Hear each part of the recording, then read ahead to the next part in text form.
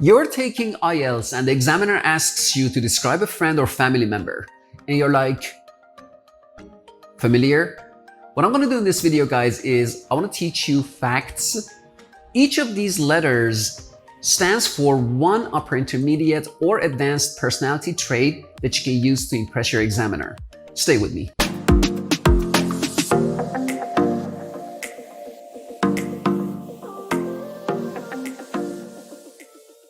Let's start with the first letter, F, which stands for forgiving. I guess the word kind of speaks for itself. Let's say the examiner asks you to describe a member of your family, say your father.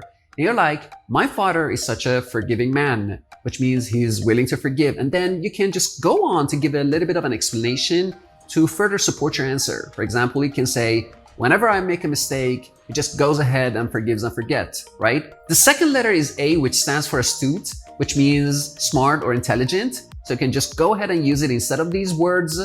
So my father is such an astute man. You've already said that he's such a forgiving person. You can continue by saying that he's such an astute person and he knows how to take advantage of a situation. So the third letter is C, which stands for candid. It comes from the word candle. I really like this word. It means honest, open, frank. So you've already said that your father is such a forgiving and astute person. And you want to continue by saying that your father is also such a candid person and he always tells the truth, even if the truth might be unpleasant because it helps you become a better person, right? Don't forget, what you're doing is you're trying to put down an adjective and you're trying to further emphasize your point by continuing to support your answer, right? So you're saying that your father is candid and he always tells the truth, even though it might be unpleasant. So the fourth letter on the list is T, which stands for tenacious, which means never giving up. Don't forget, guys, I cannot stress this enough.